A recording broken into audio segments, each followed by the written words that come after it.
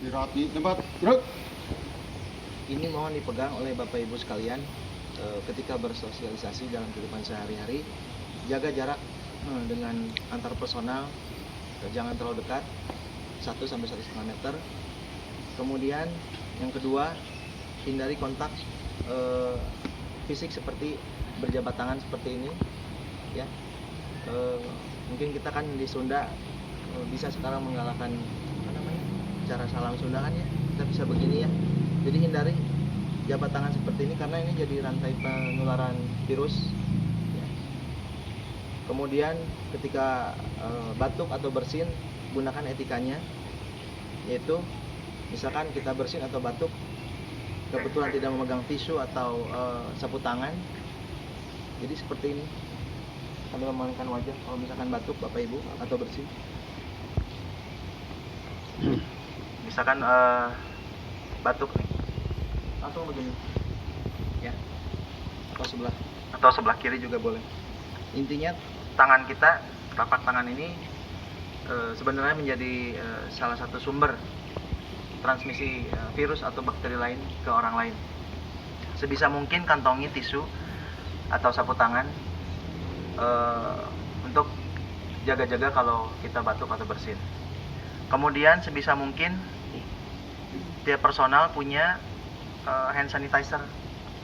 Ya, kalaupun tidak ada, mungkin karena kelangkaan atau bagaimana, bisa dengan tisu basah. Sesering mungkin cuci tangan kita sehari-hari. Tidak ada patokan sehari 3 kali atau 4 kali, bisa lebih, bisa 10-15 kali, sesering mungkin. Terutama ketika kita akan makan atau memegang benda yang akan masuk ke mulut kita. Kemudian yang paling penting juga adalah jangan panik, jangan terlalu khawatir berlebihan, karena dalam menghadapi situasi apapun, ketenangan adalah nomor 1.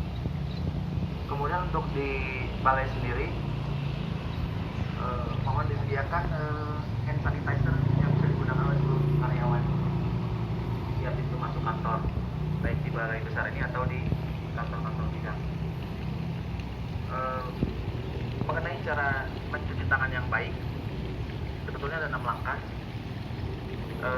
Pagi ini akan saya praktekkan, mohon ikuti dan diingat ketika cuci tangan menggunakan walaupun hanya air mengalir atau air sabun atau hand sanitizer, usahakan caranya sama seperti ini. Ya, Bapak Ibu, misalkan ada hand sanitizer ya. Misalkan hand sanitizernya model pencet ya, tinggal pencet. Itu jangan pakai tangan kita begini pencetnya, pakai ini ya, pakai siku kita. Nah seperti ini. Udah secukupnya. Pertama ini dulu, seperti ini ya, hitungan 6-7 detik ya. 1, 2, 3, 4, 5, 6. Setelah itu masukkan jari 1, 2, 3, 4, 5, 6. Kemudian punggung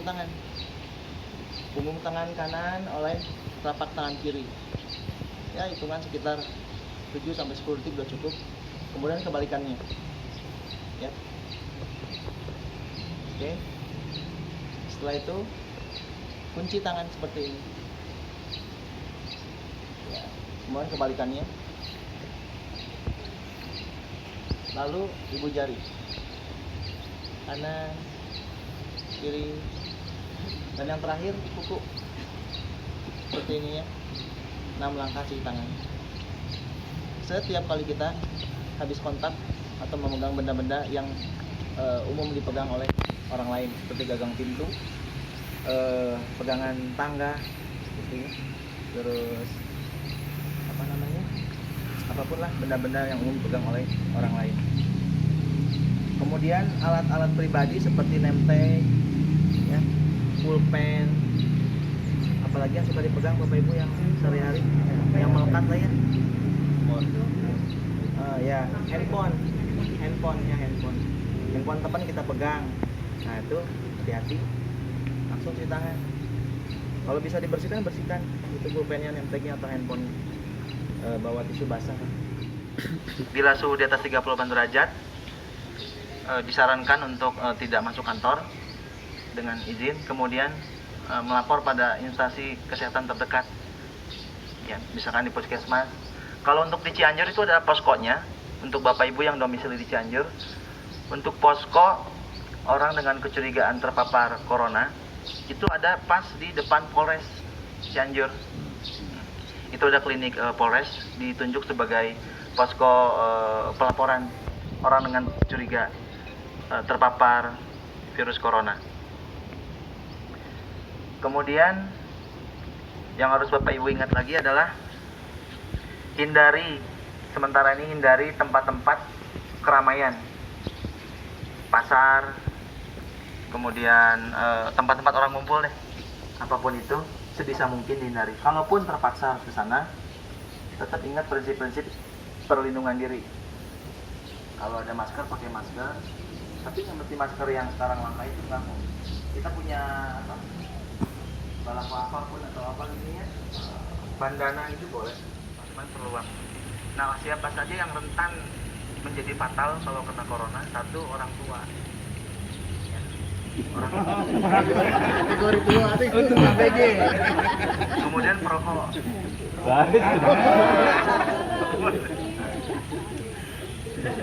Kemudian balita. Dan orang-orang yang memang sudah punya sakit bawaan sebelumnya. Intinya yang daya tahan tubuhnya rendah. Jadi kalau yang fit-fit aja, usia masih muda, badan fit, walaupun dia terkena, insya Allah tidak terlalu fatal, betul. Dan memang sudah terbukti banyak yang sudah pada sembuh juga. Nah, jadi intinya adalah tanggung jawab terhadap kebersihan diri masing-masing. Jangan jadikan diri kita penyebar virus untuk orang lain. Tangan, pakaian, dan benda-benda yang nempel di badan kita selalu diawasi kebersihan. Ya, kalau ada misalnya saudara dari pegawai kita nih sedang masuk dalam ODP gitu. ODP, orang dengan pengawasan. Iya. Lebih baik pegawai itu diarahkan seperti apa ya? Apakah nggak usah masuk dulu sampai jelas hasilnya atau bagaimana? Betul. Bila ada keluarga di rumah yang dengan ODP, kemudian itu adalah pegawai kita, saudaranya, sebaiknya begitu Pak, diliburkan dulu. Kalau memang sudah jelas confirm saudaranya dia itu orang dengan pengawasan, gitu, untuk memutus rantai penularan. Dok, ini kalau seandainya kan ada beberapa teman juga menanyakan, seandainya kita mau proaktif mengetes diri kita sendiri terbebas dari virus atau ada enggaknya virus dalam tubuh kita, apakah ada fasilitasnya dari pemerintah untuk tes tersebut atau memang harus bayar? Kalau misalnya ada bayar, misalnya berapa biar teman-teman tahu. Terima kasih. Iya, untuk yang tes packnya itu, yang cara cepat itu nggak bisa ada di semua tempat tuh. Jadi hanya rumah sakit yang ditunjuk gitu, yang pack yang apa? Yang simpel banget diperiksanya itu, yang 2 jam bisa ketemu. Nah, cuman nggak semua punya dan mahal juga. Nah, itu diperuntukkan untuk pasien-pasien atau orang-orang yang memang sudah dicurigai berat gitu. Untuk yang sehat-sehat aja, saya rasa nggak perlu lah, gitu. Karena harus bayar juga gitu kalau untuk memeriksakan diri, padahal sehat gitu ya. Nantinya harus bayar kalau nggak salah sekitar 700.000 atau hampir 1 juta itu. Jadi sebenarnya nggak perlu. Ya, yang perlu itu yang memang udah ada kecurigaan nih, sesak napas, batuk pilek, sesek. Tapi itu nggak bayar kalau ini pasien dengan itu. Kalau di berita medsos itu kan berkembang ada berita untuk mengurangi terkena virus itu dengan merokok, dengan hubungan seksual. Apakah itu benar apa hoax? Ya, jadi untuk soal yang perokok itu sebetulnya perokok itu paru-parunya kan kerjanya udah berat. Terus dia memaksa paru-paru untuk mengeluarkan sekret ya, atau apa yang namanya ya, dahak lah ya.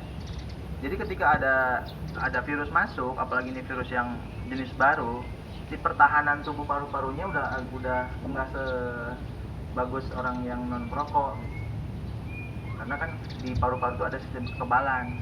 Nah, untuk perokok sistemnya itu tidak sebagus yang tidak merokok, jadi lebih rentan. Kemudian tadi yang apa Pak? yang hubungan seksual. ya kalau misalkan dua-duanya tidak terpapar nggak masalah, tapi kalau misalkan salah satunya pasangan dia sudah ada gejala gitu, itu menular dari air liur, dari bersin. Makanya ketika bersin itu ketahuilah bahwa ketika kita bersin sebetulnya itu banyak yang menyebar. Cairan-cairan dari mulut kita yang nggak kelihatan, yang mikroskopis itu berterbangan. Itu bisa sampai jarak 7 sampai 10 meter kalau kita bersin. Sekarang yang harus diingat adalah jaga kebersihan tadi diri masing-masing. Kedua, daya tahan tubuh dengan cara apa? Istirahat cukup. Yang bagian tugas piket malam misalkan begadang, terpaksa misalkan Bapak yang tugas di atas harus begadang, itu paginya ya udah istirahat total gitu ya, supaya daya tahan tubuhnya bagus. Kemudian konsumsi makanan yang 4 sehat 5 sempurna lah ya. Kalau mau ditambah multivitamin boleh, apapun Pak, vitamin C terutama yang ada vitamin C nya gitu. Mau dengan rempah-rempah, jamu-jamuan boleh, nggak apa-apa, nggak masalah, selama itu bisa nambah daya tahan tubuh kita. Kurkuma, air jahe misalkan gitu ya, apapun itu. Nah, itu balik lagi ke daya tahan tubuh, karena virus itu self limiting disease, artinya penyakit yang sembuh sendiri sebetulnya gitu, asal daya tahan tubuh bagus ya. Gitu aja ya, mungkin ada lagi Bapak Ibu, semoga bermanfaat. Assalamualaikum warahmatullahi wabarakatuh. Tadi beberapa hal yang harus kita perhatikan dan perlu digarisbawahi, jaga kebersihan. Saya kira itu. Terima kasih. Assalamualaikum warahmatullahi wabarakatuh. Waalaikumsalam warahmatullahi wabarakatuh.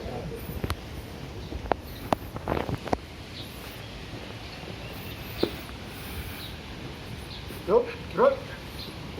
Belum mulai, marilah kita berdoa menurut agama dan yang penting berdoa.